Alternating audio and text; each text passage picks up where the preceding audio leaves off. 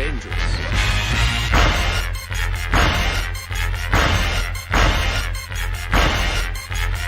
Bad feeling about this. You don't seem to understand something.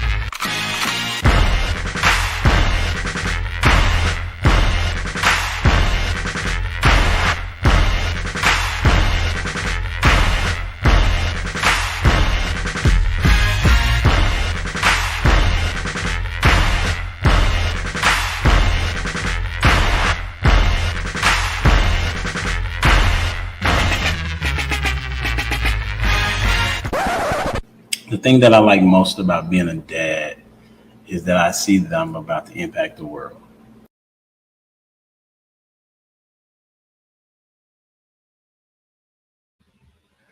Hey, what's up? It's your boy Humble Dad back with another edition of Humble Dad Podcast. Got a great show for you tonight. Why? Because I said so. Hey, we got people that are running a little bit late, but that's okay. We're going to be talking about what is the best parenting style. And there's a lot of them out there.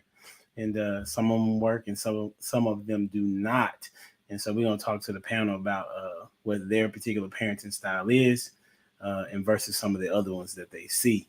And we're going to welcome to the stage Mr. Prototype. What's going on, sir? What's going on?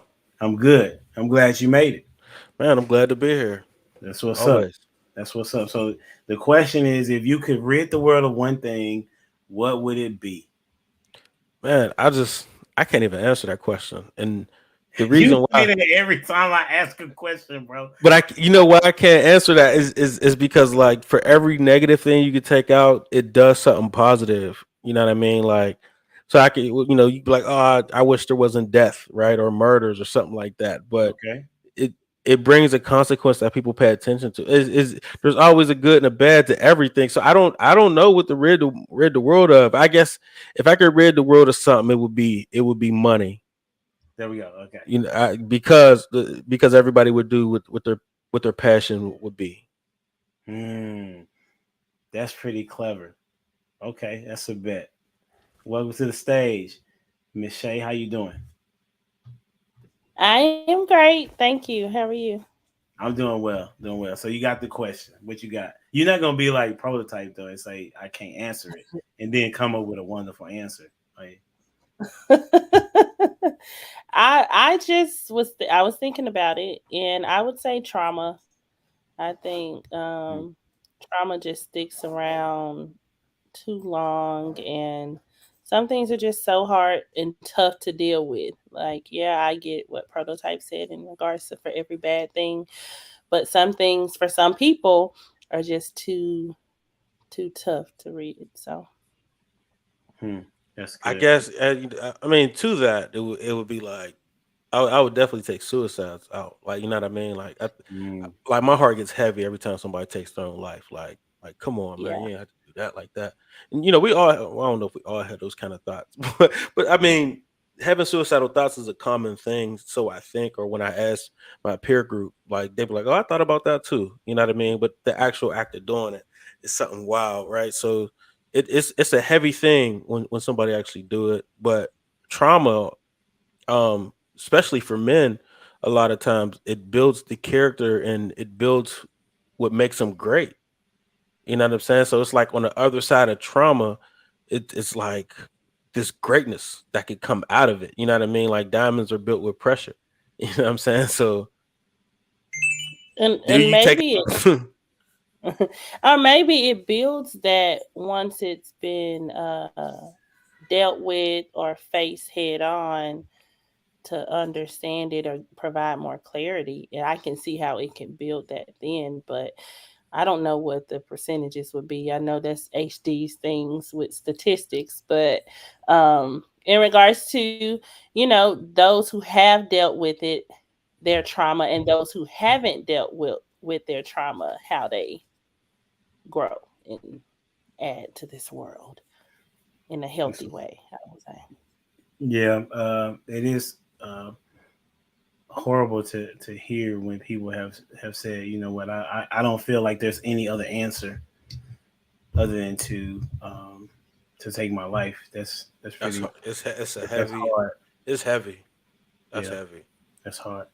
Yeah. To add to as far as the question, I would say, just going along the lines of what I stand for is fatherlessness. I would get rid of I would want there to be fathers in every home, you know, um, because as the statistics show, what I'm saying, that a kid that is raised in a two-parent household, typically with their biological parents, uh, uh, have a more more emotionally stable and prepared for the world. And the interesting thing about it is that it doesn't say, what if it was a toxic relationship? It doesn't say anything about that.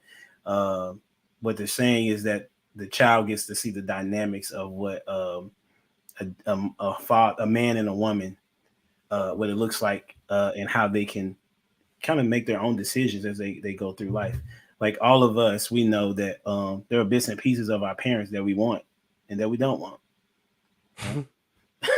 so if they're both in the house, I can see that. I can say, okay, I like that about my dad. I don't like that about I like that about my mom, or vice versa, right? And then kind of mold and create my own identity. I would say. So that's what I would say. No, that's a good answer. I appreciate that. Hey, let's get to it, man. Hey, we'll start like this. Shay, did you watch the Super Bowl? Bits and pieces. I was on the plane, so I just watched it while I was on the flight. I'm not gonna even lie. Whatever Southwest had, I did see the halftime show. I was flying back from Memphis, so yeah, I didn't watch the whole thing, but I watched a piece of it. Okay. Prototype. Yes, I watched the Super Bowl. What was your thoughts on it? It was scripted. I enjoyed it though, but it was scripted. You like the script. I like the script. It was a well written script. It's like the evil guys. Which let's say that they was the Eagles, right?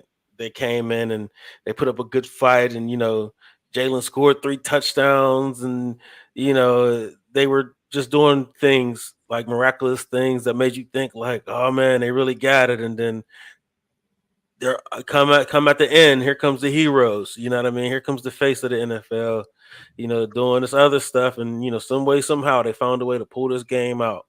No pun intended, huh? Pull it out.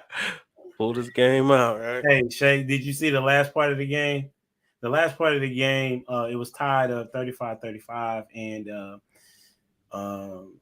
Kansas City had the ball, and they had they got a holding penalty. Who was it? Eagles got a holding penalty. The receiver was held, about to go towards the end zone, and that's how the game ended, so to speak, because they just end up running out the clock and kicking a field goal at the end.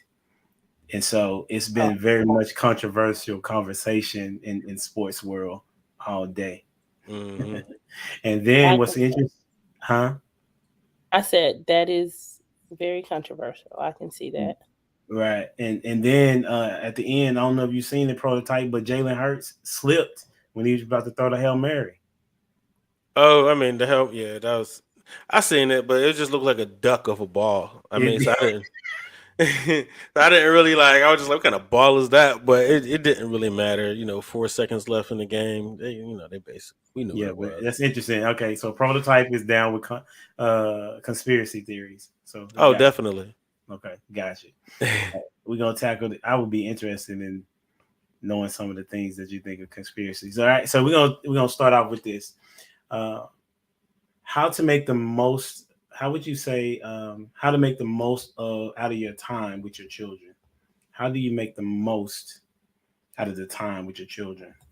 How do you make the most out of the time with your children?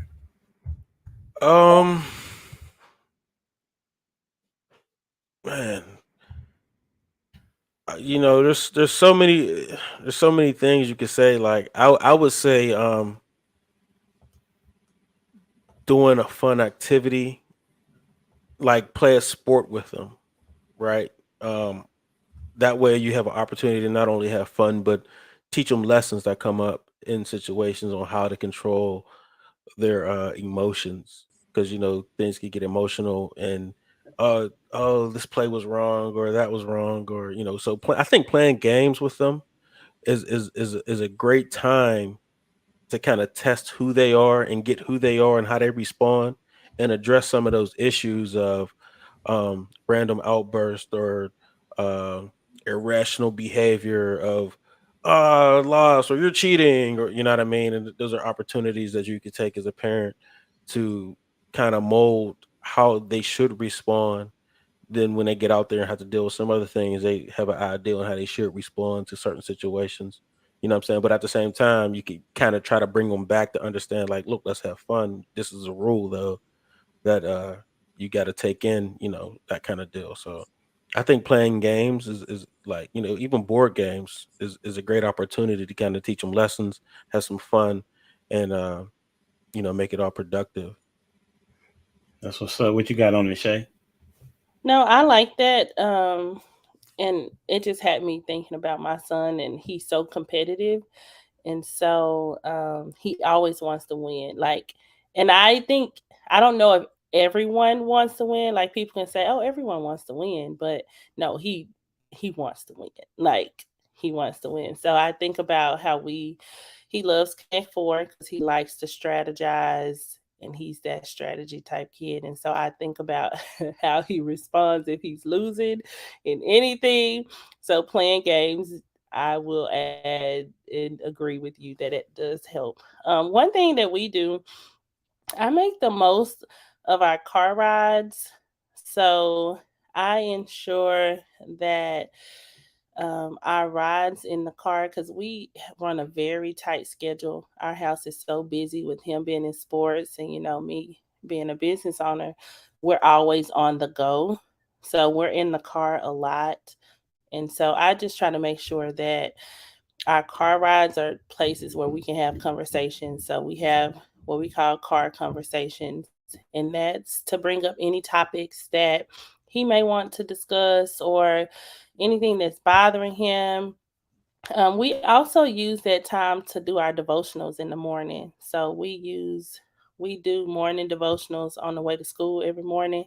And so he's always like, even today, he's like, now why do we do these again in the morning? And I'm like, well, it's just us maximizing our day, spend some time with God, get you a good word in on the ride to school. And then we can have a brief conversation about, what did you learn with the lesson or that day. And I think just being intentional with scheduling, we have to schedule time. And I know if you run a busy household, it works to schedule that time. Like, we know in the morning he's going to do his affirmation. So I'm going to go through and make sure he's reciting his word to himself or reciting his scriptures to himself. Then when we get in the car, I know we're going to go through our devotion, or we're going to have some other conversation where he's like, Ma, I got to tell you something, and it's really important. I know, so and then just scheduling that time. So if it's Mondays, like our Mondays is our busiest day. So we not paying much attention to each other on Mondays because we're both on the move, right? But then the rest of the time during the week, it is after my work hours. I don't block anything in the evenings except for Mondays. So once I pick him up from school, I don't have any work business until after bedtime. So I know that time is dedicated for him and what he needs to do. So that's some of the things that we do. I wonder how different your home would be structured if his father was like there, because the things you're mentioning, I would never do with my children, like the affirmations and the devotional time and that kind of stuff. Like the most I would probably do, I mean, like sit down and like have like a Bible study with them. Mm-hmm. But that's a real feminine thing to do. I just wouldn't. I don't know any men that would do that. The affirmations. Yeah. Interesting. I mean, I don't know. I can say that I know any either, but but it's also wouldn't necessarily negate the fact that she would still be able to do it with her husband there or his father there.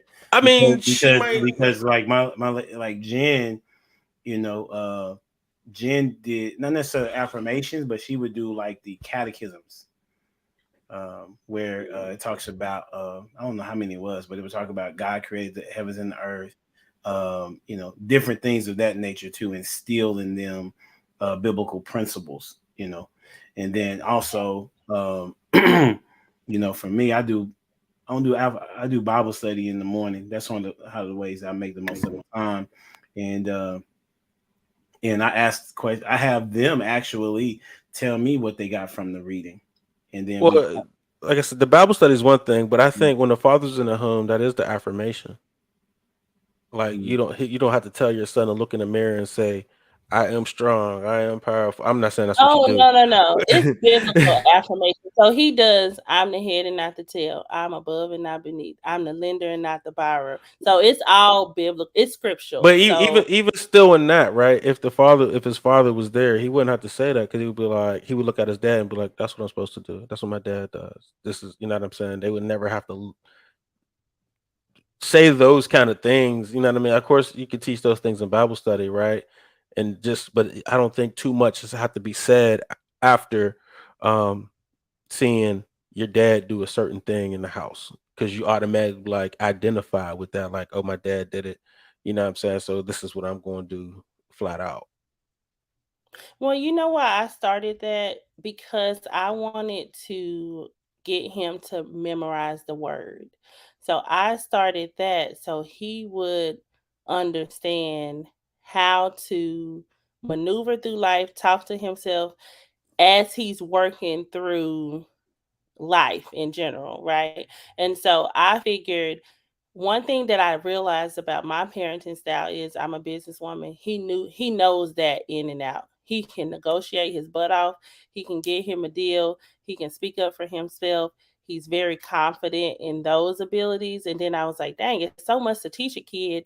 We're not finding that time that we need to dedicate to the word. So I use that as an opportunity to say, okay, this is what the word of God says about who we are, to build that relationship with him, especially because he went through a period of time where he didn't believe, right? And so it was introducing that from that aspect. And so far it's been great. It's been great. And with his dad, that he probably doesn't. But one thing I will say is his dad enforces it because he's like, words are power. So he just responded to my TikTok video about it, and he definitely supports it. Now he does his own way of doing things right, but yeah, that's what we do. I'm not knocking you for how you do things. I just think it kind of coincides with a point I always make where men get upset at women for handling things the way they handle them, but you can't get mad at a woman for solving problems like a woman and not solving it like a man. You know what I mean? Like, so it's kind of a thing where like, men will be like, oh, I can't believe, she puts me in a system. She puts me in child support or something like that. Well, she looks for resources in a different way than you provide them, right? If she just knows to look for resources and however she can get them, then that's what she's going to do. Now, if you was providing the resources, then maybe she wouldn't be looking that way. But in your absence, she's solving problems the best way she can because she evidently don't have your guidance to make these decisions. So you left her alone to do these things on her own. So you don't think any man should say affirmations to himself? No, I'm not saying that. I mean, like I said, I'm not knocking the way you do that, right? And I'm not saying that. I'm just saying in general. I'm just saying it's not. I don't think that's something we do. Okay. You know what I mean? Like if there's anything, if I look at myself in the mirror, I'm telling myself I'm trash because that's just how I function off of disappointment. You know what I'm saying? Like I pushed off of disappointment, right? So like if I'm rejected by something, it doesn't do anything but make me go harder. You know what I'm saying? So me looking at myself in the mirror and I'm like, man, you messed this up or you trash. I never really give myself all the flowers. You know what I'm saying? Because I expect to win. You know what I'm saying? Losing is devastating to me. So when I see him with his dad, right, I'm like, and maybe you are right in this sense because I talked to his dad. I'm like, he's so confident with you, and me and his dad have a conversation about that. And I'm like, he's so confident with you, but his dad makes him feel like he could do whatever. Like he jumping off a building, he jump off a building. So maybe that is his way of doing it. But he speaks into him, right? He speaks into him. Which is why I can see how he's this confident, like how he knows that he can get something done, or he's very sure of himself, our son, that he's very sure of himself. And I do think that comes from being, reinforced by his father, but that's what we do to kind of affirm the word in him, because I want him to know the word. That's important. Yeah. What's up, Dwayne? As usual, on mute. You on mute, bro. Yeah, appreciate that. Yeah, consistency. That's the word of the week. We talked about that, right? The art of consistency, bro. Oh man, lovely. So that's what's up. I like you got to answer the first question. The first question is, if you could rid the world of one thing, what would it be? So far, we had fatherlessness, money, and Shay, I forgot what you said. What did you say? Trauma. Trauma. Yeah, trauma. Man, that's a tough one. I'd say poverty, right? And then I go back to the Bible. It says there will always be a rich and there will always be a poor. Golly, never mind. Disease and all that. Well, I'd say that, but then there's a reason for it all. So that's a tough one. That's what Prototype was saying. Yeah, that's a very tough one because I mean it's all in the balance. It's all in the balance. So like, I think things are put forward the way that they are for a specific reason. It's kind of like, hey, if you go back in your past, what would you change? That's the same way. Oh, I have a whole lot I would change in my past, but yeah. What was that? It was like an ad lib. Was that yeah. So that's a tough one. I wouldn't be able to. I wouldn't say. I got you. Taking the Prototype way out. I got you. Yeah. Okay. I can't answer that. Okay. But I answered it though. As I thought through the process, you know what I mean? Sometimes you just got to think through it a little bit. Absolutely. He did. Oh, mosquitoes. Look, see? Mosquitoes. There we go. All right. Why, bro? Who can enjoy their summer with mosquitoes like that? I mean, there's a reason for mosquitoes. I'm sure they balance some type of economic, some type of other insect. I don't know that one. So like, what's wild? I seen in my garage. I seen a nest of spider eggs. And my instant thought was like, "Oh, I'm killing the spider eggs!" Like soon, because that's where my gym is. Like my gym, I use my garage as a gym, and I'm like sitting there and I'm trying to do these leg curls, and I'm looking, and I'm like, "Oh, these spider eggs is right here. I'm gonna get them as soon as I'm done with this set."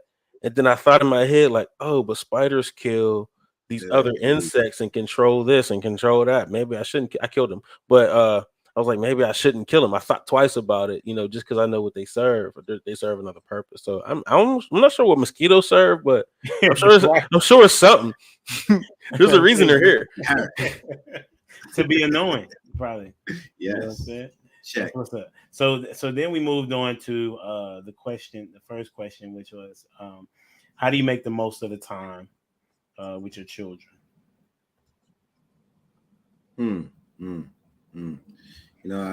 I'd say make lessons, finding every opportunity to try and impart some sort of lesson.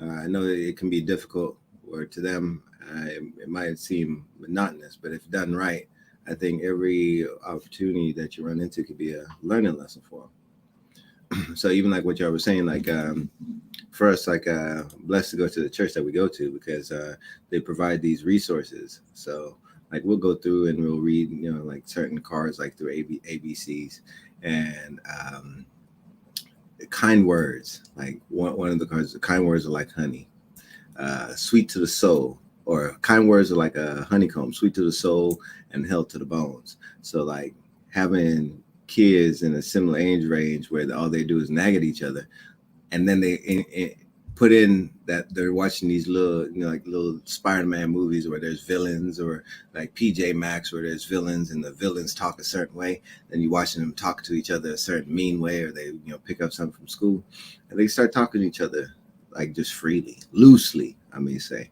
So kind words are like honey. So whenever you have an opportunity to get one of those teachable moments where they start using their words loosely at the way that they're talking about each other, bring that up. And I've even had the opportunity of giving them the real world example. This is honey. This right on over here is vinegar. Which one do you like more? Which one would you like more of?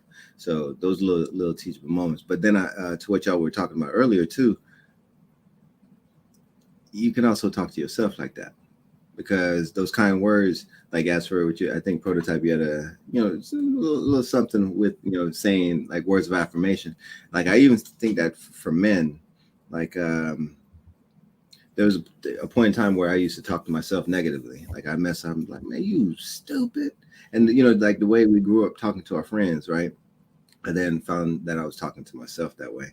So I do find it important to then build yourself up, like from a standpoint, like, hey, like talking well to yourself. Like if you had friends talking to you like you ain't nothing, you ain't nothing, you ain't nothing. Like I wonder how long it would take you to get rid of that friend. But then whenever you talk to yourself like that internally, that's even worse. So I do think that there are opportunities for that. So finding those opportunities to connect with my kids in that standpoint, it's also lessons for me as well. That's a connection to the scripture that says, "So a man thinketh, so is he." You want to think. It says, "Think of heavenly things," right? And also, if you say that you're a child of God, then you also want to think as one, right, and move in such a way. As a result, I was at this interview on Thursday, and the guy was telling me about this book that he was reading called, I think it's the Art of Consistency. The Art of Consistency, right? And in it, he was talking about how your thoughts become emotions, and then your emotions become actions, and then your actions become results, right? And all the while, if we don't affirm ourselves positively, then we make some bad mistakes. But then in that conversation, I was like, well, there are some negative emotions that we can respond to and turn it into a positive. Like for some people, fear is a negative. Well, for most people, fear is a negative emotion, but it depends on how you respond to the fear, right? Are you gonna go gather more information out of that fear, or you just going to be like, oh, okay, this is what it is, and you're not gonna do anything other than just stand guard, right? And so, kind of like what Prototype said, he said, listen, he pushes off from negative feelings and tries to kind of overcome it to prove himself to be better than what his thought is. But everybody is not as strong as that, So I can see something about affirming yourselves. And I wanted to add the other thing that we do, and we've been doing it for quite some time now, maybe 3 years since 2020. We do something called Universal Yums. Have y'all heard of this? Okay. Universal Yums is a box that brings on different a variety of snacks from a particular country. So we can visit a country indirectly through the snacks that they have, like Sweden, Australia, Italy, all these different places, and we get to taste them, and you have to taste even if you don't like it, right? So that was one of the things that that Jen brought into the mix, was to say, okay, we're gonna try something, and you got to try it even if you don't like it. Like Joshua, he don't like chocolate. In every box has chocolate in it. So Josh has to try the chocolate that he's not gonna like. But eventually what happened was he found one out of the 3 years we've been doing it, that he found one that he did like. right? So trying to kind of teach them that it's okay to try new things. So that's what we do to kind of maximize the time. Right? Anybody Nice. want I that? never heard of that, but that's cool. Yeah. Universal Yums. I'm gonna You say you looked it do up? that. Yeah, I just looked it up, and I think we're going to start that because Vinny, he's a traveler, so and he's a foodie, so I think that'll be really good for him. Yeah, that's good. I think they have a couple different sizes of boxes. We get the $29 box since we have what 5-6 people in the house. You know, so it's good. And then they have a little paper where you can read about the different snacks and things of that nature. So they have some. I don't know what city it was, but they have these fire funyuns. They not funyuns, but they like funyuns, and they off the chain. I got them for Father's Day in 2021. They're crazy. So yeah, Universal Yums. All right. All right. So as we transition, the whole thing that we're talking about is parenting styles. Um, and so the next question is, what are your expectations for your children by the age they leave the house? What are your expectations for your children by the time they leave the house? Anybody can go. What are your expectations? Well, for me, you know, one thing I've learned is, every kid is uniquely different, so the expectation isn't the same. I've seen and witnessed how they've developed. So I used to have huge expectations for my oldest, for my daughter, and because she was just extremely smart.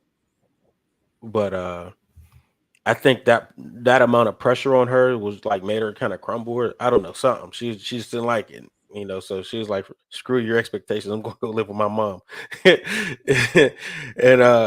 my son is like my sons. They like I said, all four of them have different expectations. And it's based off of their personalities and how and what they show.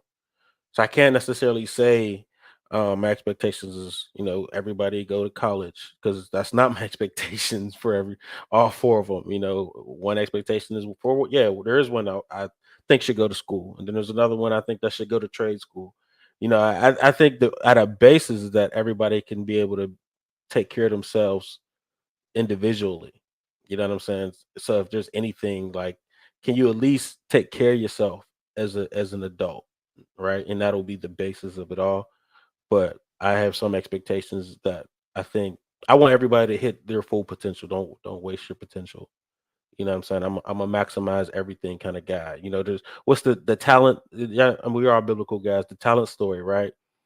I want to be the guy who came, he gave me some talents and came back with all of it. You know what I'm saying? And when I returned, he's like, "Oh, you did good." Mhm. Right. So that's kind of what I expect out of everybody, but that's not what everybody's going to give you. So how will you respond to them if they don't meet your expectations?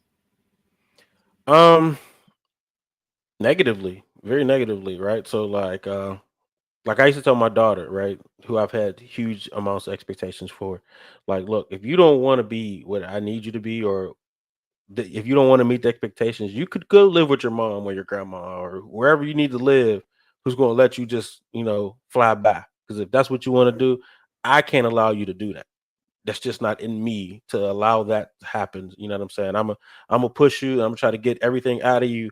And if that's too much, you need to go somewhere else, because I'm not gonna be able to function around people I can't push. Right. And that's kind of like my rule. Like, if I can't expect the best out of somebody and help them get the best out of them and them get the best out of me, I don't need to be around those kind of people. And I need to separate. And that goes mom, dad, whoever, what I'm saying, including children. If y'all can't meet the expectations of what I'm gonna do, because I don't want to feel uncomfortable in my own skin or in my own house or around my own people.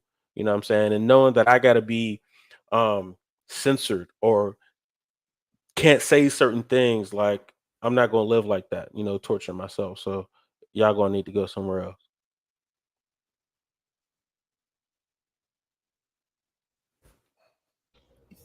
Well, I y- when they leave the house. Okay, so I think about it in stages from when Vincent will leave the house initially. Um, and that would be maybe if he wants to go to college or trade school or I don't know, whatever he chooses to do. I don't have that you have to go to college for him. I don't have that. If he wants to go, I'm definitely in support of that. So if he decides to go to college, my expectations would be for him to just have the tools to be able to make the right decisions away from home that are going to be beneficial for him for the road that he's traveling.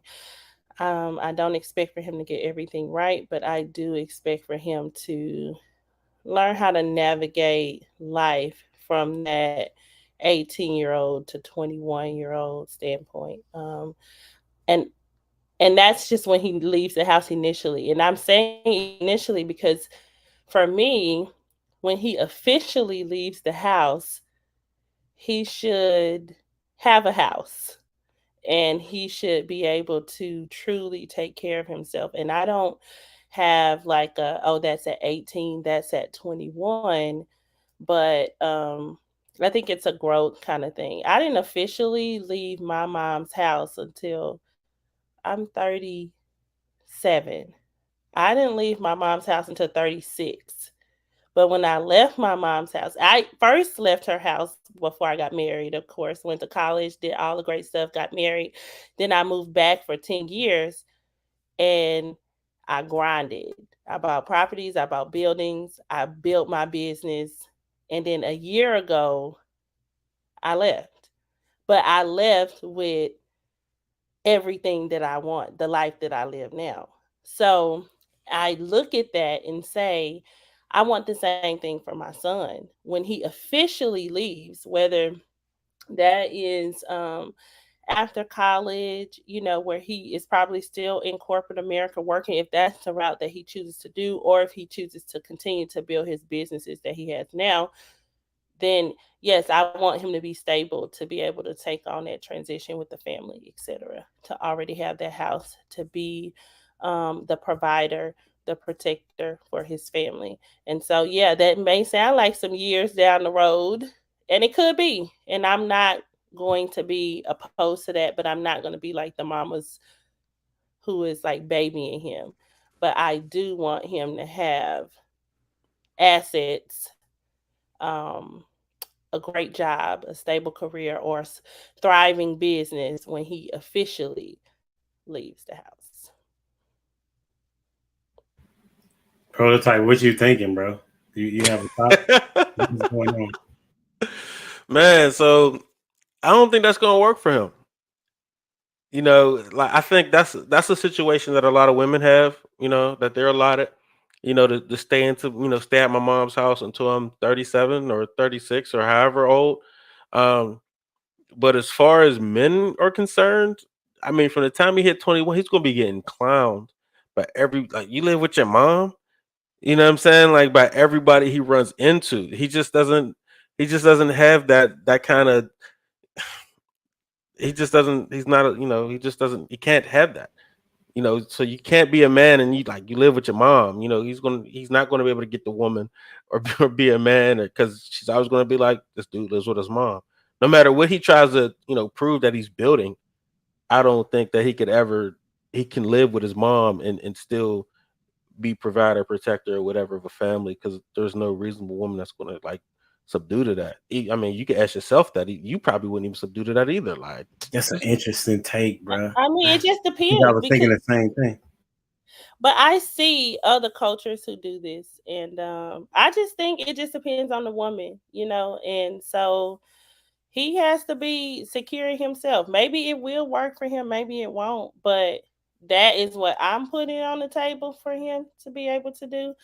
And if that's what he chooses to do, of course, he will ultimately make his choices, right?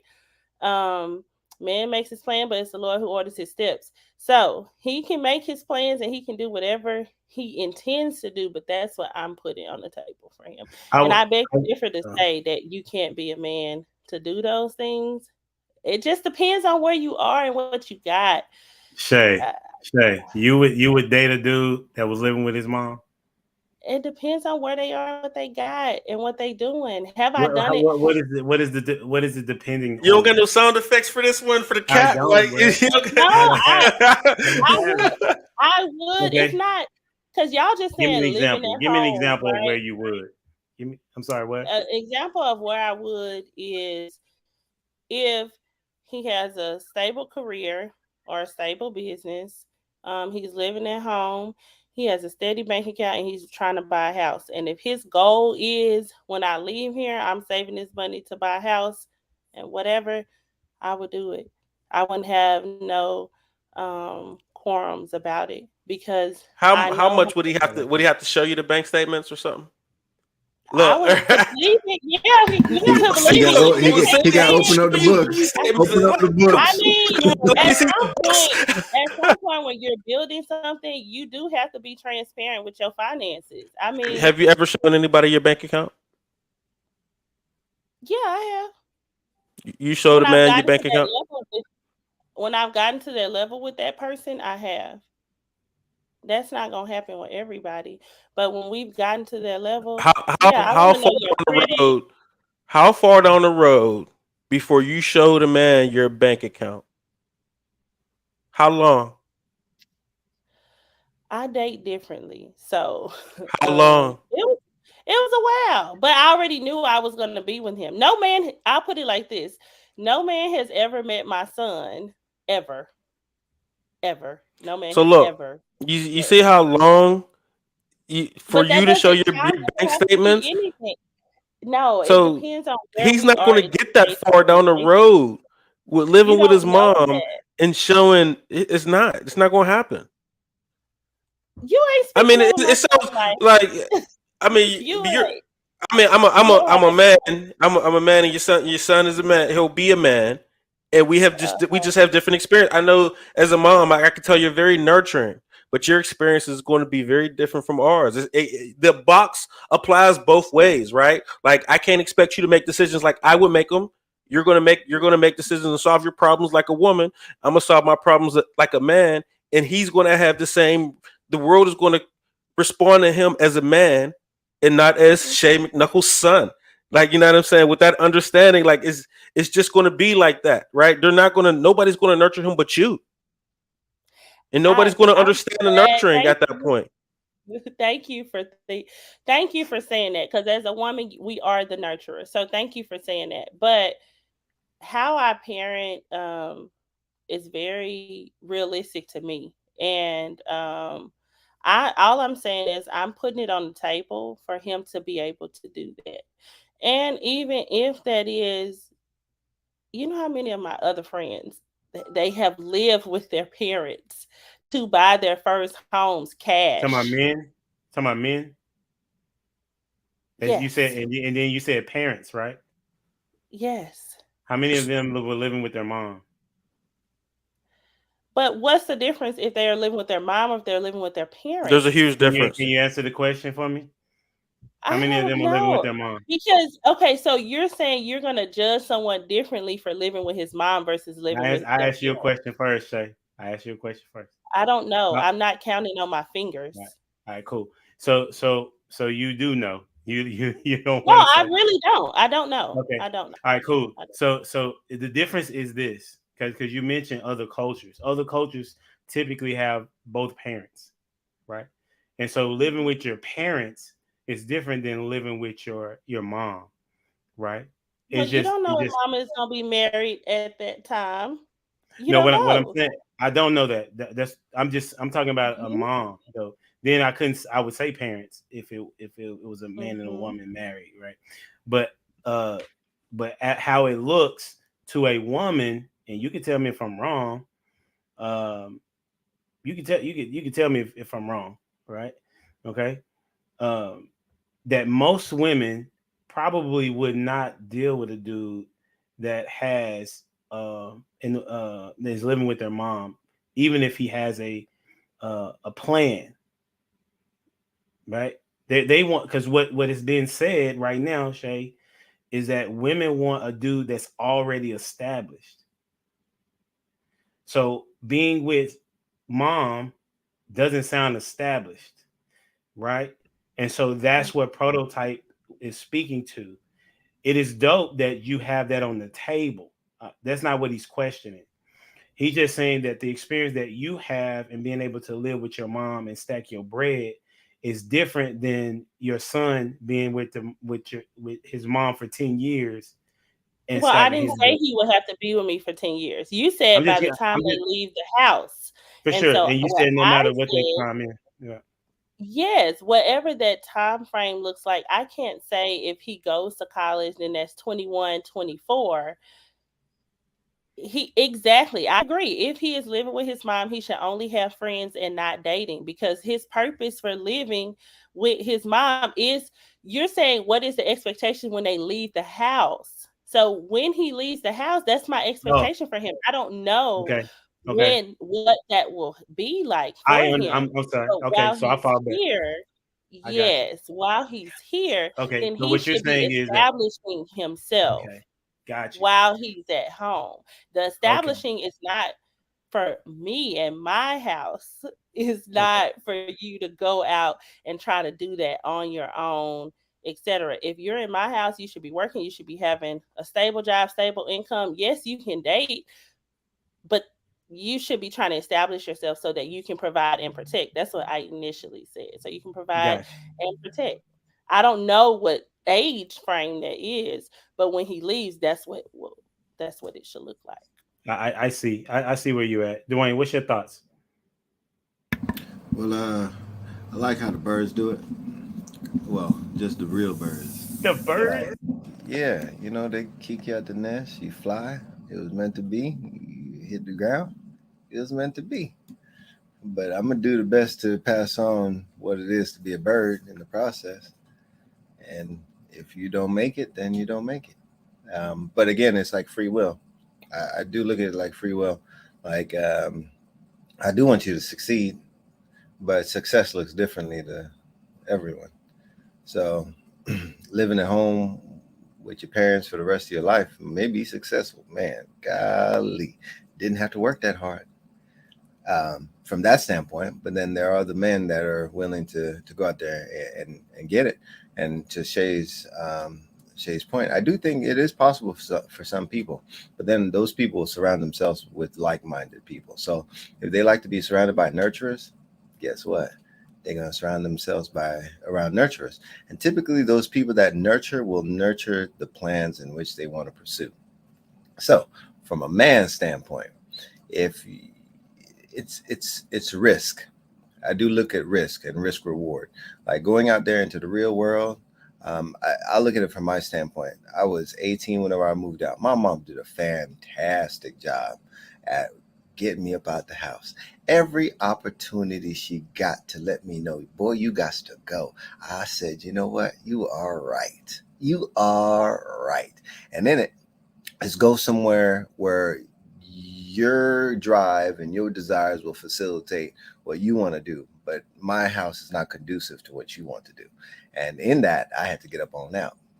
And I took pride in that. She was like, my mom's a single mom. So in that scenario we were talking about earlier, as for, was it a single parent, single mom? Mine was. She was like, you could come back home at any time. I said, no, mama, you did good. You did great. I have no desire, none at all. None at all. To save money? No thanks. I will struggle out here on my own. And you know, was it Whitney Houston? I don't know who it is that sung the song, if I fail, if I succeed, you can't take away my dignity. And in that was Whitney Houston. Thank you. I'm glad. All right. Thought it was Michael Jackson for the longest time. Anyways. But yeah, I think that's a real line right there. If I fail or if I succeed, you can't take away my dignity. And that's whenever you're able to do something on your own. And from a man's standpoint, it's like, hey, going out there, facing the real world, facing the risks. And I'm not saying that's exclusive to men, but I think it's an imperative for men. He'll leave his mom's house or his parents' house and go and cleave to his wife. He leaves going out there, and then he cleaves to his wife. And I think that is the imperative for a man. So like for my kids, like I'm preparing them from that standpoint to face the real world. I think it's. Go ahead. I think a better way to handle that is have a safety net, right? For your child or your I don't want to call your adult son a child, you know what I mean? But when they it's always like, look, go out there and do the best you can. You can't fall that low because you can come here, regroup, and get back out there. You know what I mean? It's like coming to the sideline, like, all right, you know, coming to the corner after your round and like, look, all right, champ, get it together. Like, you know what I'm saying? I'll go back out there. Okay, how about this? It's never stay. I wouldn't say it's okay. I could drive with safety net, but I'm thinking more like an airbag.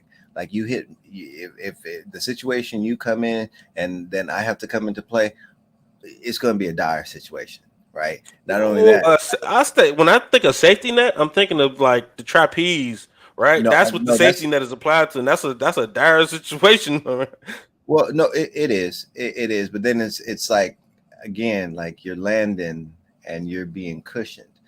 Some people get hurt by the airbags, so I don't want it to be pleasant when you come home. You torturing at that point. Like, no. Come on, man. Like for me, losing is bad enough. Like I hate to lose. I don't need you to like. Yeah. Oh yeah. You're losing double time. Yeah. Oh yeah. Absolutely. Yeah. I don't need that because then I'm gonna hate you. Double time because like, and that's the thing though. Like as for adversity training, like as a child, like that's adversity training. Like for the people who are affluent, like for the kids who are affluent, where they have everything provided for them, like it's much easier for them to not be able to handle failure versus those people who have to grind. It's not to provide everything for you. I didn't say that. I just said a safety net is not providing everything for you. It's a go out there and do. It saves your life, yeah. But it's go out there and try your hardest. You know, like doing a trapeze is one of the like that's hard. Mm-hmm. So go out there and try everything you can. And if it don't work, fall. And we got you. Go back out there though and get back up there. Yeah, so I guess that's what I'm saying. As for with my mom, like she would say, "Hey, son," like as much as she pushed me, say, "Hey, go ahead, go and get." Like I was working at Kroger's and I was making like $5.25 an hour. Whenever I came down and told her that, she asked me, "Was that what time you started?" Like she asked me what time, and she laughed at me because of my little minimum wage $5.25, right? It had me feeling a certain way. But then whenever it came time, she was like, "Hey, if you're gonna be on your computer like that, you gotta be paying some bills." Right, so I'm paying light bills. She's on the phone with her friends. Like he ain't even paying no bills around here. And I'm like, that was a whole week's check I done messed around and gave you. You talk about nothing. So I'm looking at it from the standpoint like, oh, I gotta go get my own now because like in that, like I'm like I worked hard for that, but in that, how much harder will I have to work to get my own? I'm worried about like a couple of hours. On the job, but I felt a certain way. But in that, I wanted to dip out. But in that, she always extended that safety net. But I was to the point where I was saying, I don't need it. I appreciate it. You did well enough to say, hey, once you get out there, you have no choice but to succeed. And that's how I looked at it. That's honestly how I looked at it. And I don't know, man. I probably even want to go homeless. Be like, hey, dog, like you're gonna have to grind. Like, and that's me. That's me though, right? It's like I took so much pride in leaving her house. Mm. But is that a pride thing? You know, because okay, people will look at my life and say, I want to live that life, right? And I'm like, but you wouldn't dare make the same sacrifices I made, right? So my sacrifices were I stayed at home, I stacked my money, I built my business, I bought properties, bought my mom a house, bought my mom a car. I did that. People think you got to be rich to do that. No, you don't. So I look at it differently because my mom, she didn't ask me for a dime. She didn't say I had to pay a bill. She didn't say anything. Quite frankly, she didn't even understand what I was trying to do at the time. But she was like, okay, I see what you trying to move. I don't understand what this is, but I'm gonna let you do what you do. Right. But that goes to another thing of Dwayne's point on how his mom treated him versus how your mom treated you. and men don't get that same grace. We get And treated that's why like I want to Dwayne. be able to extend that grace to say, listen, I just got to be able to see you doing whatever it is that you're doing. Because to be 37 and say, I got my mama house and a car, and I'm not wealthy, I'm not affluent, I'm just a regular old person. I want to be able to offer that same thing to my son, where I won't ask him for anything, but the expectation is when you need to be working on something, and it needs to be to further you along, whether that's your business, your schooling, whatever, because when you leave here, it needs to show that you were here, not having to really do too much, I guess, in terms of paying bills and stuff like that, that it was worth it, that the sacrifice was worth it. That's all I'm saying. Like, I think as a society, we need to be doing that for our kids, to be able to position them to go further. Like, if you're not able to provide this, that's what a safety net looks like for me, right? When my son was born, I bought him his first house.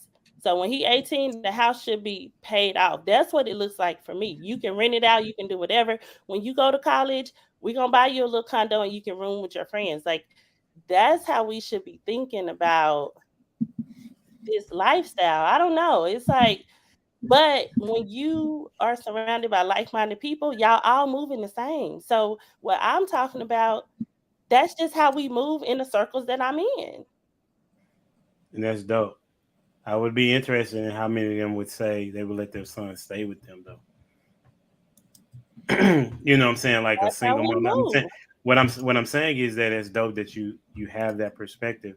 But I would say that's good. I'm saying that that's good, but we're speaking as men that we're in the position, right? Like for me, I had a different scenario than Dwayne. When I got graduated from college, I have nowhere to go, so I went to stay with my mom, and I didn't want to be there. Like it would, and she was cool with me being there, but it was so uncomfortable for me as a man to want to be there that I was like, I'd rather go back and get in more student debt. You know what I'm saying, and get a different degree. That's a pride issue. Right. That's Okay. a pride thing. Well, you men, can't just put your pride aside so you can grind and get watch to this where though. you really Watch want this to though. go. But men operate the men that women aspire to have are dudes that have that type of pride. That they're saying, listen, we're going to do what it takes to get what it is and where we want to go. We're not trying to rely on in many people, right? The scenario that I had, I mean, I was sleeping on the couch. You know what I'm saying? Yes, I could have stayed, but you know what I'm saying? It was very uncomfortable. Yes, it was yes, it was my pride. But also my pride is what moves me to be who I am. You know what I'm saying? I'm not trying to be prideful to the point of where, you know, I can't do without, because there was a scenario where as I got older, that I had to take me and my and Jen, and we had to stay with somebody so that I could stack my bread, right? And that's what I did as a result. And I had a plan, and I was intentional with it, right? As opposed to living with my mom, it was a totally different feeling. Like the people that we lived with was a husband and a wife. It wasn't just some elderly lady. You know what I'm saying? It was a man and a woman in there, and that's what they did for people, was to help them build their wealth, if you will, right? So and everybody's not as fortunate, you know what I'm saying? Then why we can't do that in our families? Because If most they're gonna go houses are outside Most of parents ain't going to function. Like when I Most- graduated college and came home, I lived with my grandma for 2 years, and I left my grandma's house without saying nothing to nobody. Jumped a whole nother state. That's how I got to Georgia, right? Just left a whole nother state. I ain't telling my mom. They talked about me like a dog for them 2 years. I was the talk of the family. He got that degree and he's living at home with my mom. Like all the aunts was talking about me. My mom was calling me like, they talking about you. You're over there living in your grandma's house, and they talk so I was raggedy about definitely me. the talk of the family. Oh, I was the talk of the like. Oh yeah, you got this. What you doing with your degree? You ain't did nothing. You ain't. I'm like, oh my god. Like, they can I get the job first? We're in a recession here. Like, you know what I mean? Like, I'm trying. There was no excuse. I left so pissed off. I didn't even talk to them for like the first 6 months of me being in Georgia. Like, they didn't even know I left. They didn't know where I was. I just left, packed my stuff. They came downstairs, was like, oh, this stuff is gone. That's why I think it's dope that you're doing it, Shay. But we just trying to give you the perspective of from a man's perspective. They don't want to. I would reckon that Vinny would much prefer to live with his dad after college than his mom. Okay, so it's dope that you are saying, son, you can come here. That's commendable, but most, I would say, from what I've seen, right, and heard, most single mothers do not want their kids even in their house after 18. Well, she's kicking him out now, and he's 11. I guess that's what I'm trying to say. That's a good point, Prototype. She is kicking him out at 11. She kicking him out at 11. You think she gonna want him in the house at 21? Whoa. There's a difference between stealing and reallocation. Okay, it's wording. Yeah. Okay, he's being transplanted to another. Hey, Prototype over there trolling. If I had the tools to be able to do it, but I recognize I don't. So I don't have the tools to be able to do it from a man standpoint to give him whatever it is that y'all give to the boys when they transition into that stage. I don't have the tools. But when it comes to this other stuff, all I'm saying is, as families, how you went to that family, HD, who did that for you, we should be creating those environments to be able to do that. Like, agreed. So let her finish real quick. My bad. No, I'm just saying, like, what I'm on is like shifting mindsets, because we get so comfortable with the comfortable and what has been done and what has been doing, and it's just so ugly. Like, it's like nobody wants to live like that. There are other ways to live. Like, when you travel, you see how other people live, and you're like, we're missing the mark. And so for me, I just want us to be able to try to shift mindsets into this group economics, community economics, family economics. Like, that's what's really going to drive change. And I inspire to drive change, not just within myself, but within my family, within the communities that I serve, the people that I associate with. Like, I want this to be a domino effect, because it's beneficial for our community as a whole. Agreed. Dwayne, you want to say one final thing? I'll say my close-knit community is my household. All right.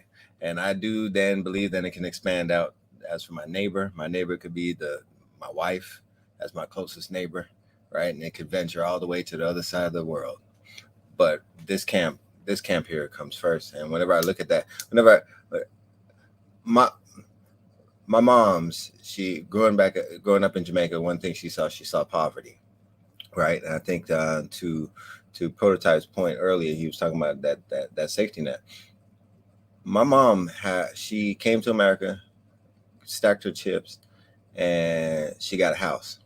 But one thing during that transition, whenever her and my dad divorced, she lived with a couple of people. She lived with two friends. I remember vividly because I was along with her.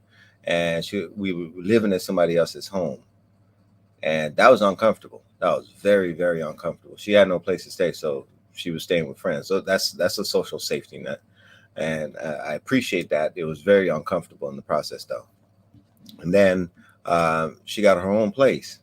She bought her own home as a single mother, and I could have went back to that home. I had no desire to.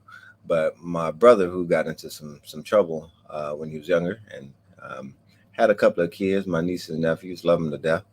But to that safety net, my brother has the opportunity to live with my mom's. And in that dynamic, it's an interesting dynamic because they're helping each other. Now, they're outside the role in which they should both be playing, because my mom's, I'd say, hey, my dad's still alive, you should still be married. So that's my mindset, right? my brother, the mother of his kids is still alive. My optimal would be that they were married, and then they could help themselves individually. But because it's not so, that safety net is there for my brother to live with my mom in the house in which she grinded in order to then have. So I say all that because there are all those safety nets. Now, that's not something that because she's got that now, she needs to give it to him or give it to any of us. No. And as a matter of fact, with my kids, if I'm living and I have a piece of property, like they're not living there for free. I'm not giving that to them. Like when I die, I could constitute that to them in their will because I won't be able to utilize it. But while I'm here, I should be then building for them. You are right in that. But I'm not building for them to have without them having something themselves. They're going to need to be able to show that the little that they were given, they're able to make something out of it. And the Bible says, if you're not able to be trusted with a little, how can you be trusted with a lot? And in that, like from a socialist standpoint, there's a lot of people who are out here that are not willing to work. And because they're not willing to work, they know other people are willing to work. And they will then ride the backs of the people that are willing to work. As a father, as a husband, teaching our kids like that there is no free ride. Someone is expending energy, someone is expending capital in that. Like you have an obligation in that process too. And I think there is been a huge benefit for them in that regard, because hey, you're not going to be bone dry, because again, the Bible says as well, it's a good thing to leave an inheritance for your grandkids. So in that regard, I do want to set it up, but that is not for you. That ain't for you. That's for your kid. So like the stuff that we're building now, and I get what you're saying. I do get what you're saying. You got to make the best with what you have. But then I also then think about the manipulative nature of children. The prodigal child in that instance. It would be tough for me to be that father. Oh boy, it would have been tough for me to be that father. Do you hear me?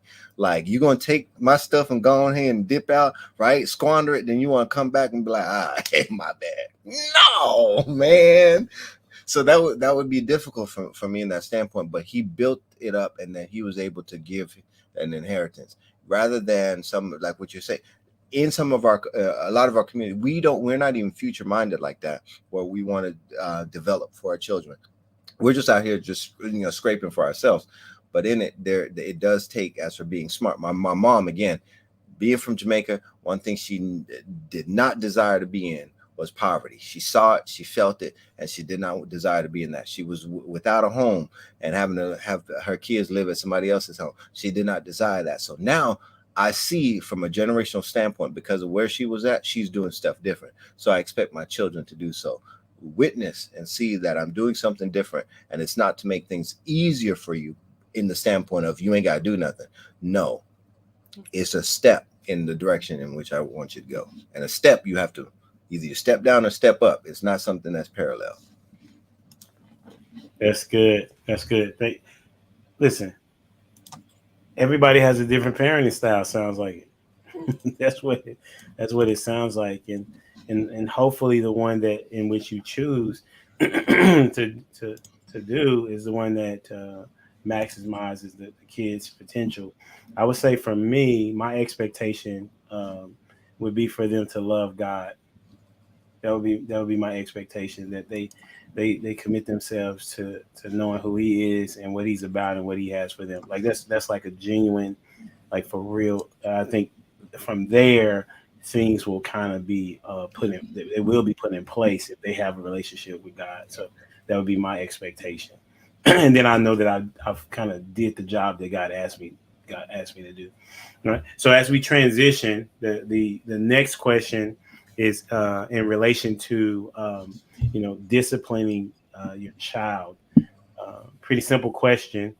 When do you talk versus give consequences? When do you talk versus give consequences? Because there are times when I have, maybe a lot of times that I'm having a conversation with my kids about something that they did. And then there are other times where I give, a consequence to them based on what it is that they did. And at times, I'm literally challenged in when to do it at times because I get frustrated because I just told you this. Why are you still doing this, right? So, what would you say you do, and how would you decide, I guess, when you talk versus give a consequence? I only give consequences after a talk, right? So like if it's something I pre-warned you, then when you do it, then you're getting a consequence. If it's something that I haven't covered and you made the mistake, then we're talking. So that's kind of how I function. So how many times do you have to have had this talk before there is a consequence? So for example, I give an example, okay? We'll throw they cheated on a paper at school. So it's like I said, they cheated on the paper. If I haven't covered that, then we would have a talk. But if that's something I would generally cover, right? Like I think about it as a father, and you think about it as a coach, right? Who prepares their team for the game on the weekend, right? If you got a game on Sunday, you're preparing your team all week for the game on Sunday. You know what I'm saying? Because you studied the film. So before you even give your team the film, you already looked at the film. You know what I mean? So just to chime in before you add that, well, it doesn't really matter if you're in the NFL according to prototype because it's already scripted. But go ahead. You proceed. I agree. But which prototype? Regardless of that, right? The process is still the same, right? You already and even the script is practiced through the week. You're practicing the script through the week. You know what I'm saying? So you can do the right things on Sunday. You're practicing the script, right? So the script. That's what. If I ran it past, I'm running it past you. Everything that I can that I think you're gonna. My son is in 8th grade. So all of the challenges I think comes with 8th and 9th grade, I'll give them those lessons in the 7th. And I preload them. And then, if I miss something, I missed it. And if he comes up on it, like, oh, we're going to have a talk. But if you mess up on something I preloaded already, then you're going to get punished. Got you. What you got? Yeah, I'd say mine is the time between the talks and then the severity of your actions between the talks. So, I mean, Jackson, my youngest. I mean, and I'll say this, I start young. Like once you learn the word no and you start using it with some, like what you're doing with it. Oh, yes, it is showtime. So Jackson, anyways, he's rough. So he rougher than Daniel? No, he's tough in his own way because he'll try and play you. Okay, got it. Like he'll use that smile and he'll try and be funny. And I'm like, that's good, but you're still gonna get it though. Like, and even with him, I'm learning from the younger they are, the more leeway they do get because you start paying attention to other things. And that's how I find myself in, like, you know what? I'm not as tough on you, or I'm not paying as much attention to you and your movements as I was the other one because I had more time. But because I'm having to worry about this one over here and that one over there and that one over there, you right here, you've been getting to slide a little bit. So with that, like, I'm like, oh yeah, if I talk to you, and I don't discount my kids, right? I don't discount you. Like, you are full retail. If not, we're going to add a little bit of markup on you. You ain't no yellow sticker. You ain't none of that. You ain't in the clearance section. No. So I ain't going to treat you that way. So if I say something to you, I expect there to be a level of understanding. In so much, I'll be like, hey, so can you, you understand? Yes, sir. Okay. Can you tell me what I said to you? And once you say it back to me, like, come on, all right, cool, we good, boom, fist bump, we're on our way. If I turn around 2 minutes later, you're doing the same thing, you're getting it. because now you don't lie to me and you don't lie to yourself. You said you understood something that you obviously didn't. And in that, I'll try better next time, right? You're going to get it. And I'll be like, all right, hey, you said you understood. Let me give it to you. But next time, there comes an imperative for me, too, is to realize maybe he doesn't get this. Maybe I'm going at it about this wrong. So I'll try different tactics. And in that, like, you only have a certain amount of degree in that because I tried something else and I tried something else. Now, like, we run out of options. So there's one, hey, spare the rod, spoil the child. And it's like in that, there's a rod of correction. Like, hey, I could correct you with my words and all that, right? But it says, if you beat your child, he sure wouldn't die. And I'm doing it out of love. Like, I do believe in spankings, right? Like, there is not as for abuse, there is abuse. But not giving your kids Cheetos because they want it in the grocery store, some people could consider that abuse. I'm not talking about that. I'm talking about correcting your child in their entitlement behavior, where they're entitled to do things their way, how they want to do it, when they want to do it. No, and it does not work like that whenever there's order within inside of a household. So in that, like, hey, if I say this, like, I need you to do this, and it's important because you can hurt yourself. Not only that, you can also put other people in harm by your actions. So again, I'm as for consequences, I'm gonna talk to you. I'm gonna try and make sure you understand. I'll validate that you understand. If you say you understand, I'm gonna take you at your word. And again, like, it starts young. That way it's established. That's a bit. What you got on this, Shay? I have a very similar approach to Dwayne in terms of, it depends on the severity of what it is. I will say, though, when he was younger, it was different. Like, I probably gave more consequences and spankings than talkings, but now I, try to talk more, but I still hand out them consequences depending on what the situation was, because we we gets down in this household. We still spank butt over here too, and Vinny doesn't like spankings at all, so he don't like it. But yeah, it just depends on the severity. But I do talk a lot, and even after spankings, I talk. Before the spankings, I talk, and after the spankings, I don't talk during the spankings, but I do talk after the spankings. And now he had a moment where he like, I need a moment to get myself together, and then we can come back. He know, even like today, he's like, well, can I just go in the room for a second? And even last week, I would say I laid down some consequences, and he was like, all right, I'm ready now. He came back. He was like, I'm ready now. I had to go in there and color because it helped me relax my mind. That's what he said. I said, okay, as long as you know what you need to do before you come back here, because, I ain't going to be talking too many times. You know what I'm saying? But he's getting to the age now where he has a certain level of emotional intelligence, but he is the one that will push the buttons. He is gonna do his own thing, and everybody say he gives 0 F's because he really gives 0 F's until you lay out them consequences. And he remember, you can't just give 0 F's. So, yeah. That's what's up. Prototype, you was about to say something? You good? Yeah, okay, for sure. All right, man. Appreciate y'all, and all those that's watching. Make sure you like, share, comment, subscribe to the channel. Check out Prototype Dad on Tuesdays. Is that at 8? I think. No, what time it is? I mean 9 Eastern, but I guess that's 8 for y'all. 9. But we got mad content up, so check out some of the topics we've already had. That's a bet. And then Dwayne Jones over there taking photographs every now and then. You know what I'm saying? And then you got Miss Tax Season over there.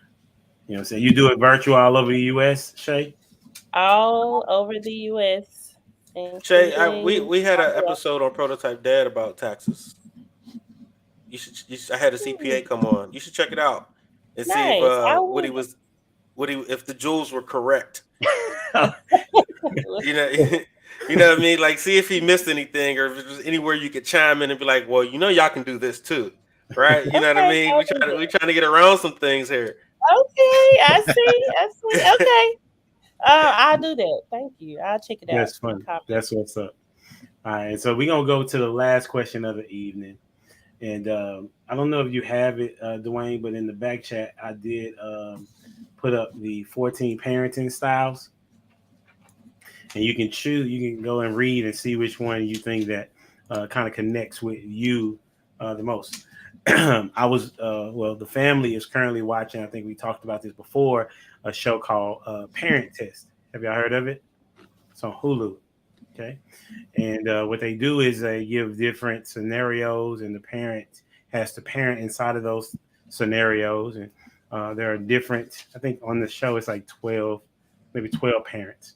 And so you have people like a helicopter parent, you have a strict, I think a strict parent, you have a schedule with scheduling, you got new age. So it's like a lot of different ones that they have. And so the goal is to see which parenting style that they all vote on that they feel is the best parenting style, right? So I don't know which one is the best. I just say it off the top like that. But I want to talk about what parenting style do you think you have? Okay, Prototype, did you already see which one you are? Yeah, I'm most similar to the authoritative one. Okay. And let me read that for the people. Authoritative parents are parents, not friends, but they're not shy about praising kids. They're firm but warm, holding high expectations, but prepared to reward kids when they're met. This style tends to reinforce good behaviors and lead to positive, respectful parent-child relationships. All right, go ahead and you can add on to it. I mean that kind of really just sums it up, right? So, we're super affectionate in my house, so it's not a don't talk to daddy, or they're not scared of me. You know what I mean? Like, my kids hang all over me for the most part. But they know, like, when I say something or when it's serious, they understand, like, he's mad. Like, you know what I mean? Like, oh, be cool. So, and a lot of times I only got to say things one time, you know what I mean? But I also congratulate them, when they do things well. So I'm definitely along now, the authoritative one. I think I'm very fair and loving in my approach. So if you don't agree, so i.e. my daughter, right? So if you, for those who don't agree with my style, like I said, I think my conversation style is fair. But if you don't agree, you can go elsewhere and try to find a better system. Okay, that's what's up. Who want to go next?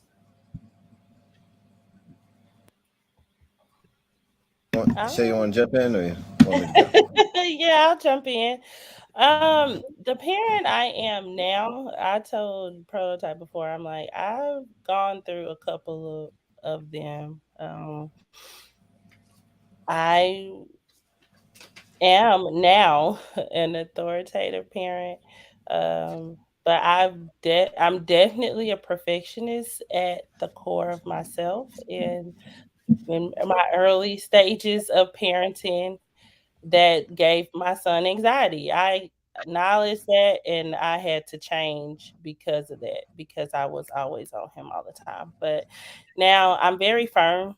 Um, so it's funny when you said I'm nurturing, because I'm very firm. And then, but I also show love and try to be um, open to hearing what he has to say, but also just being firm. And I'll commend him when he does well, and when he doesn't, he will know. I know one game, my friend was at the game, and Vinny played terrible, but his body language, everything was off. And when the game was over, I was like, "You play like shit." And so my friend was like, "Why did you tell him that?" And I'm like, "Listen, we don't hold back. Like, I'm going to encourage him when he's doing well. I reward him when he does well. But when he doesn't, or when he does something that he's not supposed to do, I'm the first to let him know that too." But he was so hurt. He was so upset that I said that to him. That made him so sad. Ask a question about that? Yeah. Do you go to all his games? Mm-hmm. And do you know anything about? He plays basketball, right? Mm-hmm. Do you know how to play basketball? Mm-hmm. Okay. I played She D1 played in basketball. college. She played at U of H. Okay. Mm-hmm. No. Okay. So it's valid. You can say that. Mm-hmm. It's I valid. mean, my mom would come to my games sparingly, and if I played terrible, she'd be like, "You played terrible. Your body language is off. Like you don't know how to play. Not nan sport. You only come to some of Now, them. now, Not now. Just say not that. nan sport. You only come to some of them. You know what? Don't come back. Like you know what I mean. Like I don't need you there. No, So it's that I too mean, bad. so it's a difference between saying you. I mean, if you have any experience, you can say that, and I think he should be able to take that in. I couldn't take none No, of my he's like, mom's you just criticism a in. D1 center. What you know? That's what he called me. You just a D1 center. I'm like, dude, do you know how Like many that's people not a play big D1 deal. basketball? Yeah, because he a shoot guard, so he thinking he's like, "Ma, you was just a D1 center. You don't know." I'm like, boy, listen. A But yeah, D1 so center. it's very valid. I take him to. I go to every game. I've only missed 2 games ever. But I go to every game. Other than that, I take him to all his skills training. We play 101 at the park. I know it's very valid. And so he was so upset when I said that. And I'm like, he's like, That's dope. Yeah, you definitely earn the right to say whatever you need to say about his hoop game. Like, period. and his dad said, "Your mama know. Your mama know if you did or if you did not. Hold You on, did know, you just Prototype gotta just eat." fold?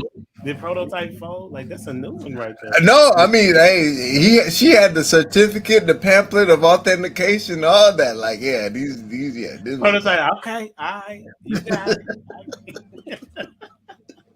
it. So, what you got on it, Dwayne? man, that's funny. That's funny. Like, you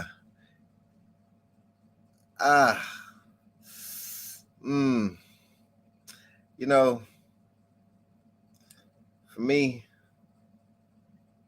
it's difficult because, like, even I mean, following along the lines with your son, like sometimes they don't like criticism, and I don't know how many people like criticism. Like, I don't know. You do? Well, criticism, You like, missed that part where I said I criticized myself. no, I mean, no, that's good, but it's like that's real good, but from a standpoint of somebody else doing it, like we could criticize. Oh yeah, yeah. No, I like the truth, the God honest truth. No, somebody's hurt or exaggerating it. I don't want that. But if somebody could tell me the God honest truth about whatever, because I'm gonna take it and change, right? Like even like when I was out in the streets and talking to girls or whatever, and I got rejected. I didn't take it as F you, blah blah blah blah. I took it as either I didn't say something right. Let me switch up my game a little bit. Like I use that to reflect, like, you know what I mean? And my friends would get mad at me and be like, why are you still talking to her? She already said no. I was like, I'm trying to understand why. And that's probably the engineering in me to try to reverse engineer. Like, did I say something wrong, or am I really just not your type, or what? Right? I'm just trying to figure out. Not that I want you, like, any more or less. It's really like, Are you lying to me or are you lying to yourself? What? Who you talking to me? No, like, you talking to the girl. Girl, are you lying to me or are you lying? No, it's no, because I know, like, I just learned how to be charismatic in certain situations, and there's things that I should say and not say, and you know what I mean. And I want all the feedback. I want the most crucial. What was your pickup line, bro? So like my thing was to always go blank minded and say whatever come up. You know what I mean? So like, because girls could sense when you got a pickup line. But I had to learn that. Like, I might have started out with pickup lines, but I was like, I should just go up and just be like, you know what I mean? Just go blank minded. And sometimes I came up with a blank. But then give me one, bro. Give us one. What was one? I don't have any pickup lines. I really don't. But it's more so like there's some things when I know I'm hot, and I could go up with like, hey, just give me your number and your name, and they're like, oh, you're confident. Here you go. Like, you know what I'm saying? So it's just a matter of, I guess, how I'm approaching with a confidence of I already know I won type deal. I got you. You know, there's people that say that they had game. I was one of the ones like, nah, I ain't got no game. because I'm not trying to play no games. So like in that regard, like I just, as for being myself, like that's whenever I found things to be easy, is whenever I was just being myself. Like trying to, not every pickup line will work for you. So like I just found it like easier just to be myself. But then whenever it does come to like we were saying earlier about criticism, though, whenever it comes to that, I will take it and I'll utilize it. But then I find myself being a hypocrite in the way that I'm like, yeah, I could take that. I could take, or better yet, I'll dish it out. And then whenever somebody, I'm like, I'm not sure if I like that. So I then look at it from the standpoint of my kids too, like with the whole criticism piece. Like my daughter, like she plays soccer, and I'm like, hey, so like, how do you think the game went? Nothing. She so I found that to be a little interesting. I'm like, wait a minute, like no, like I'm looking for a little bit of feedback, but she don't like criticism. She don't like criticism, and I see that, and like. With my young kids, I'm like, hey, criticism can be constructive, but it's how you take it. So people be like, well, it has to be constructive criticism. I think all criticism has the potential to be constructive criticism. It's just how you take it. And I think people get all in their feelings sometimes. Like even for the basketball thing, they want it. All right, so this is it. 80-20. That's what my wife tells me. And the way I look at it now, I can't stand that. Because but then again, I'm like, wait a minute. In Texas, 70 is borderline. Like you get 69, then you're failing, right? In California, like give me that California system, because California, like you get to like a 60, what is it? 59 is failing. Like you get a D. If you get a D, you're good, right? So my wife has the 80-20 rule. Like you have to have 80 positive affirmation before you can give that 20% of criticism. I don't like that. I don't like that at all, because to me, I now have to be able to find ways to build you up these 80% before I can give you this little 20% that you need. And it's like looking at it from that standpoint, like criticism. That's not natural for you and your spouse. What do you mean? Like you have to find ways to build her up. It's like just like an everyday. I'm not necessarily just her. Like I'll even say the kids. Right. So even with the kids, right? Like I don't have to think about. I'm always loving, and like I'm loving. Like my kids know I'm loving. So when I'm criticizing, they already know it's from a place. I don't have to think like, all right, let me add this. So I could be like, gotcha. Like, you know what I'm saying? Like it's always the balance is always on point. Let me give my kudos to you. So you don't need a safety net being that trapeze artist, being on there with the pole, because guess what? You got everything balanced out. For me, I don't. Okay. So in that regard, like I still struggle. Like it is a struggle, because whenever I think I got to figure it out, I find out that I don't. And then it's like, wait a minute, I thought I was doing good with that 80-20, but it's like, I always got to find a balance. Like my daughter last night, right? She was eating some chicken. She loves chicken wings. And this night I found out she was cheating the family. She was leaving meat on the bones. So I was like, hey, Nia, what's going on here? Like you gotta pick that up, and you gotta get that. And then my wife, my daughter's like, it was late. She really wasn't receptive to what I'm saying. So I was like, hey, if you don't really like what I'm saying, come on, you gotta go ahead and get down off the table and you can go to bed. She went to bed crying. Mama came to me. Mama let me have it, because she was like, hey, you mess with her emotions right there. And I'm like, man, but baby, she was leaving meat on the bones. She didn't care nothing about that. And I was like, I was gentle. I thought I was doing this. And it's like, no, you wasn't.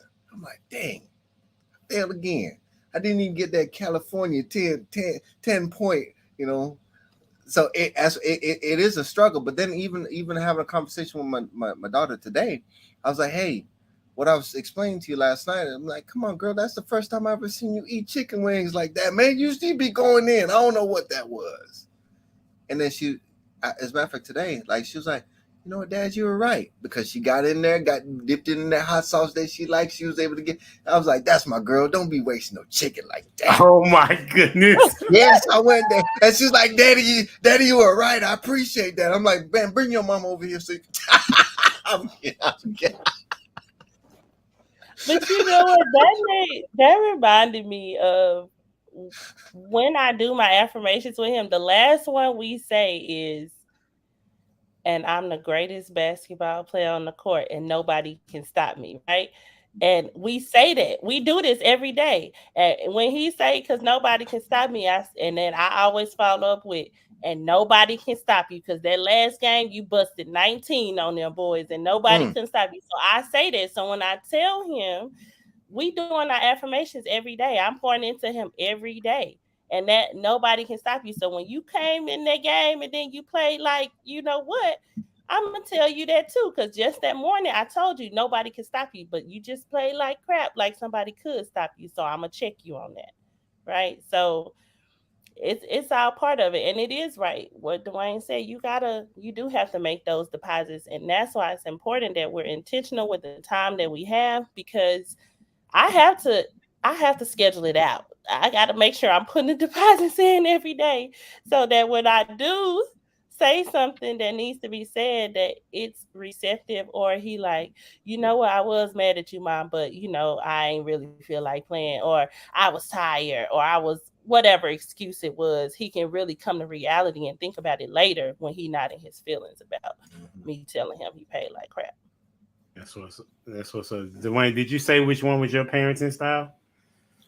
Oh, my bad. Yeah, mine would definitely be not like y'all's, because y'all is straight. That assertiveness stuff. I haven't even went yet, bro. No, I know. I'm talking about the other two. So I'll go ahead and make it 3. I'm assertive too. What you say? You authoritative? Is that what authoritative, not assertive. Yeah, authoritative. My bad. See, I didn't even have to list up. Hey, appreciate. Listen, I got a kid. My kids did this. You know what I'm saying? Where they literally looking at the word and then misspell it. Like that's what you just did, bro. You looked at the word and said it wrong. I ain't no different. Like ain't no S's in it. See. There's an S in assertive. See, I appreciate you making this easy for me too. Even my GED was able to manage my way. All I gotta read is one. I'm assertive like y'all. I think mine fluctuates from time to time, but I would say I'm probably in between 1 and 2.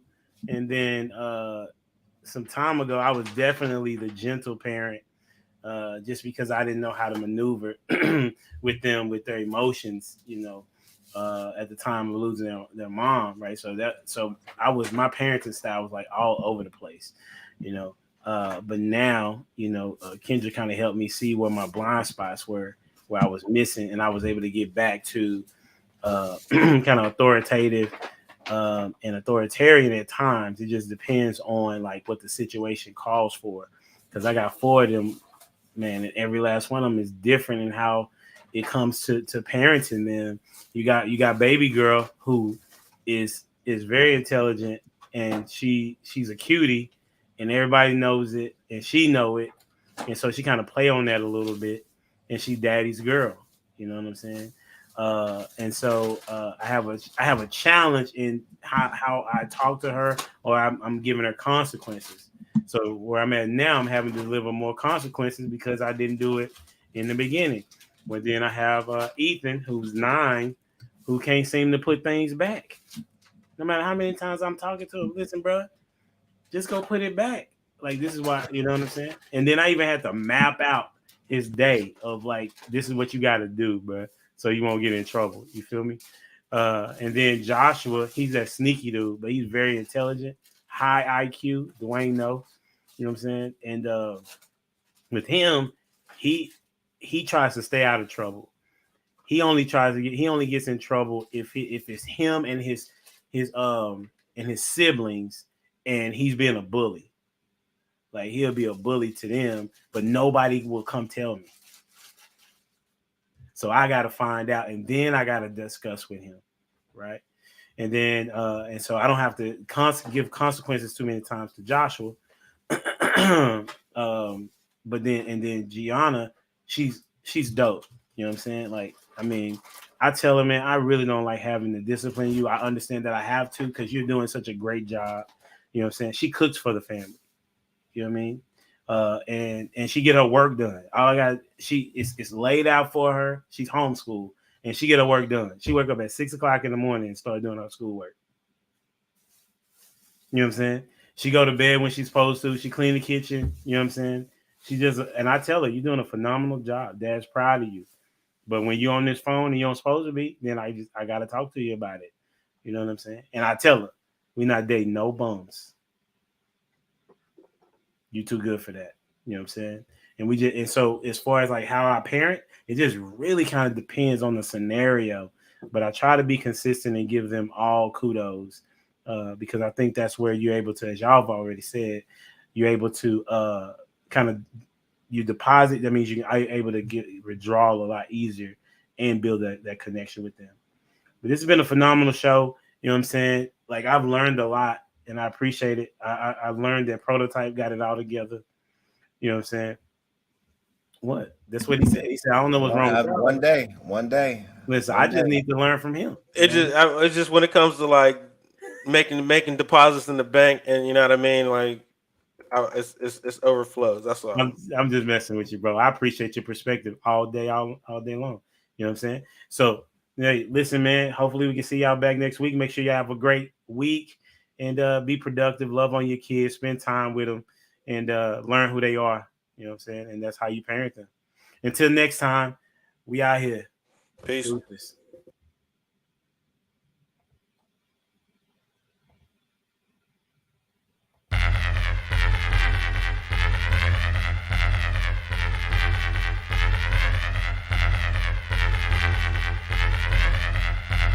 The boy is dangerous.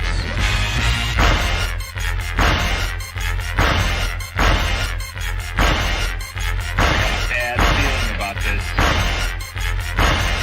You don't seem to understand something.